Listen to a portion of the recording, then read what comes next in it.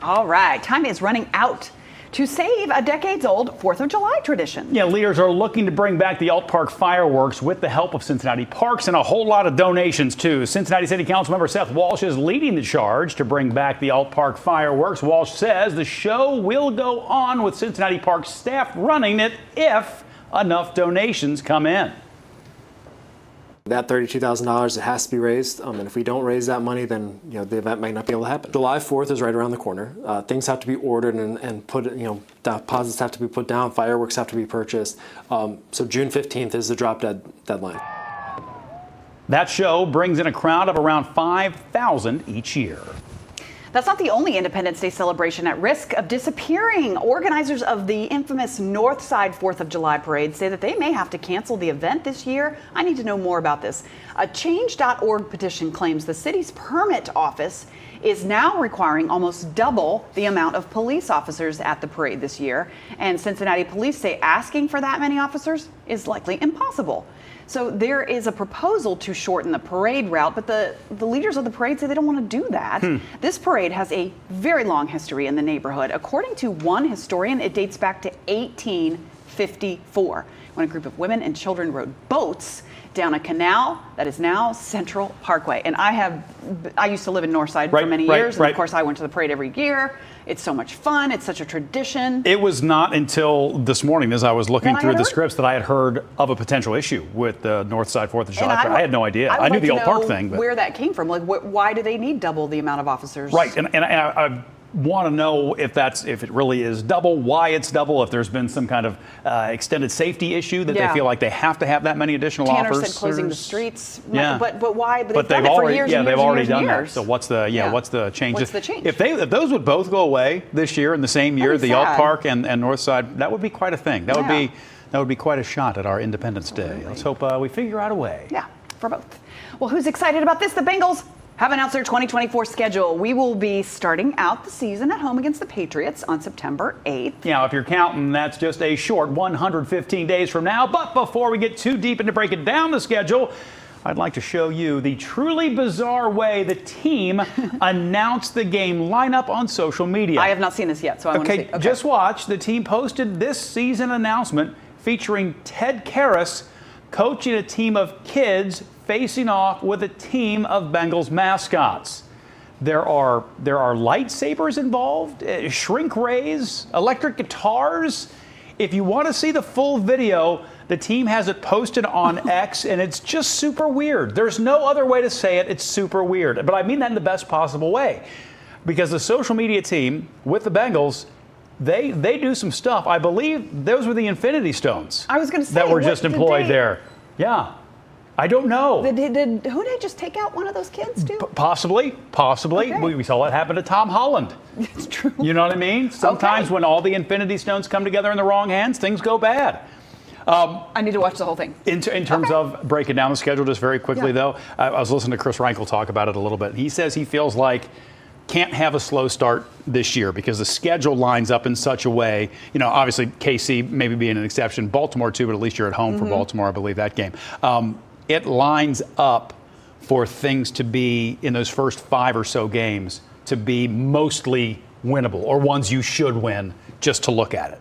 So it'll be interesting to see, especially with Joe coming back from that injury, if they can get a quick start, because the back end looks pretty tough. Have they decided, correct me if I'm wrong, is it this year that they haven't decided yet whether they're going to do the Super Bowl on President's Day weekend, it said, or that was just talk? So the pregame, everything is staying the same, the amount of correct. Nothing's changing. Preseason games and regular season games. Do we have a shortened preseason? No, not yet. Nothing like that now. They haven't it's just, decided any of that. They've got to talk to the Players Association and all of the things. Well, let's hope we start out with a bang and just keep it rolling. And just keep on keeping on. Okay. Speaking of football, former Bearcat Travis Kelce is including some Cincinnati celebrities in his new TV show. Kelce, of course, we've talked about this, is hosting a game show called Are You Smarter Than a Celebrity? Some of the celebrity guests have been announced. They include Cincinnati native comedian Nikki Glazer and former Bengals Ryan Fitzpatrick, and Chad Ochocinco Johnson. Holy Cincinnati connections, Batman. By the way, I didn't know Nikki Glazer has a Cincinnati connection. She's from Cincinnati? Yeah, she lived here apparently until she was like 6 years old. Oh, okay. Yeah.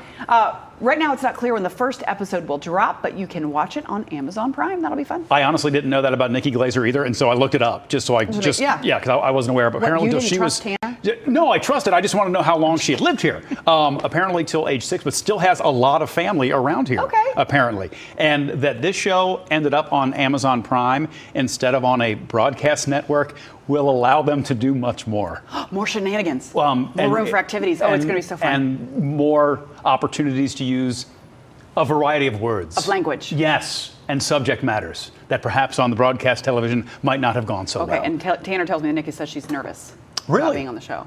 I'm a little because he just said because he's Taylor's boyfriend, not because he's Travis Not because Kelce. he's Travis Kelce. Yeah, there you go. All right. So we try to avoid controversy on this show. You know, we're a pretty happy-go-lucky kind of bunch. This is going to divide people, though. Are you ready? Are you ready? Yeah. An Indiana judge resolved a legal dispute by ruling that tacos and burritos are Mexican-style sandwiches. Hold on. So the developer of a strip mall in Fort Wayne agreed that no fast food restaurants would go in there, but there was an exception made for made-to-order sandwiches. Well, a taco shop made a deal to open up there, but the county commission said, no, you can't do it. But then it went before a judge, and the judge ruled the taco shop can go in legally, implying that tacos are sandwiches.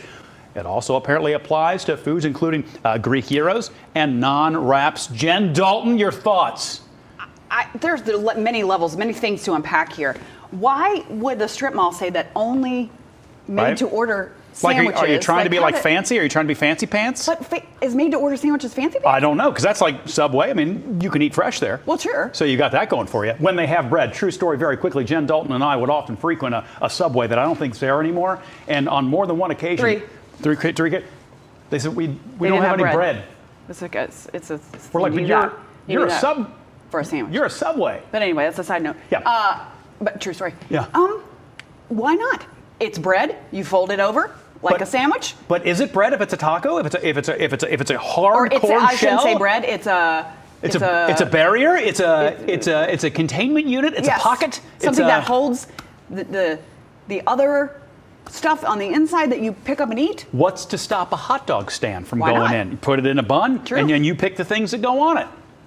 I don't know who put together the little stipulations for what was going in there. That's what I'm saying. That's They didn't think about the loopholes, They though. didn't. And You know they what I didn't think mean? about the people that would want to jump through them to say, hey, we want to open here. Taco's a sandwich. I mean, if you work hard enough, you make a lot of things a sandwich. I just am very pro-taco. So I want the world to have as many tacos as they can and burritos. So, you know, on this show, we often avoid taking big stances like that. I'll take the taco stance. But that Jen is willing to come forward and be pro-taco, I think speaks to her integrity and the importance of her place in broadcast television. So, Jen, I know what you're doing right now. Yep. And you executed it to perfection. Yeah. There we go, pro-taco, right here. It looks great on you. It is 9. Oh! Now I'm more like Napoleon. You are! We got to put like the hand like in. Anyway, okay. Sure, you could stop watching now, but let's be honest, you want to see more. So click some of those links, or better yet, go ahead and tap subscribe. That way you'll catch more content from Local 12.